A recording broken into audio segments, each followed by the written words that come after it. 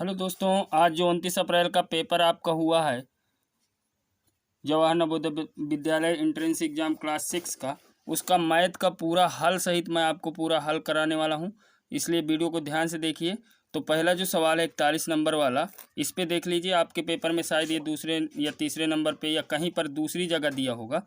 तो 80 विद्यार्थियों का एक समूह पिकनिक पर गया था, तो कुल विद्यार्थी जो थे वो 80 हैं। ठीक है, इस समूह में 20% लड़कियां हैं तथा शेष लड़के हैं।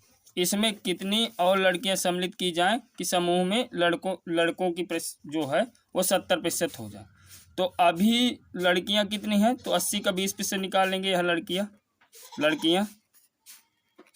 तो 16 है। ठीक है, लेकिन हमें इन्हें कितना प्रतिशत करना है, लड़के अगर 70% करना है लड़की, ठीक है, तो लड़कियां जो है वो हमें 30% करना पड़ेगा। ठीक है, तो लड़कियां हमें 30% करना है टोटल। तो अब अगर हम 80 का 30% निकालें तो 80 का जो 30% है वो 24 होगा। इसका मतलब 16 से 8 ज़्यादा हमें करना पड़ेगा लड़कियां। ठीक है, तो इस तरह से हल हो जाएगा। अगला सवाल है कि 1250 मीटर लंबी रेलगाड़ी 2 मिनट में 1 किलोमीटर की दूरी तय करती है। यह दूसरी खड़ी रेलगाड़ी को 4 मिनट में पार कर लेती है। तो खड़ी रेलगाड़ी की लंबाई, तो देखिए इसमें क्या करना है कि 2 मिनट में अगर कोई रेलगाड़ी 1 किलोमीटर की दूरी तय करती है तो 4 मिनट में वो 2 किलोमीटर की दूरी तय करेगी। अब 2 किलोमीटर की अगर दूरी तय कर रही है, इसका मतलब 2000 मीटर उसने तय किया। अब खुद की उसकी लंबाई 1250 है, तो इसे माइनस कर देना। तो दूसरी जो रेलगाड़ी होगी उसकी जो लंबाई हो 750 मीटर करेक्ट हो जाएगी। इसका मतलब सी वाला करेक्ट होगा। अगला जो सवाल है ध्यान से देखिए। रहीम ने दिनेश से 10 अंक अधिक प्राप्त किया। जॉर्ज ने रहीम से 25 अंक कम प्राप्त किया। सभी यानी तीनों के अंकों का योगफल 235 है, तो जॉर्ज के अंकों का प्राप्तांक ज्ञात कीजिए। तो 43वां क्वेश्चन है, ध्यान से आप देख लीजिए। तो यहाँ पर रहीम है, फिर दिनेश है और फिर जॉर्ज है। तो रहीम ने दिनेश से 10 अंक अधिक प्राप्त किया, तो इसका मतलब रहीम ने 10 दिनेश से ज़्यादा पाया। ठीक है, तो देखिए ध्यान से, रहीम ने दिनेश से 10 ज़्यादा पाया। अब उसके बाद रुक लीजिए, मैं सवाल अभी ला रहा हूँ। 45 46 है, हाँ अब सही है।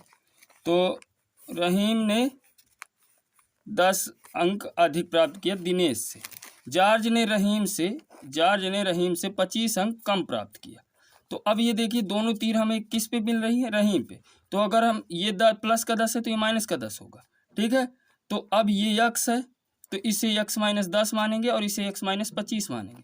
अब तीनों का प्राप्तांक तो x minus 10 plus x minus 25, ठीक है, बराबर 235। अब पूरा हल करेंगे तो 3 यक्स हो गए और ये 25 पर जुड़ के 35 हो गया। ठीक है, बराबर यहाँ 235। अब 3x बराबर 235 प्लस 35, तो टोटल 3x बराबर 270। अब x बराबर 270 को काटे तो 90 आया, यानी रहीम ने 90 अंक प्राप्त किया। ठीक है, रहीम ने 90 अंक प्राप्त किया, लेकिन हमसे पूछा है जॉर्ज ने कितने अंक प्राप्त किया। तो जॉर्ज को हमने x माइनस 25 माना है। जॉर्ज को हमने x माइनस 25 माना, तो 90 में 25 घटाएंगे तो 65 इसका करेक्ट हो जाएगा, जो कि देखिए इस पे 65 बी वाला करेक्ट है।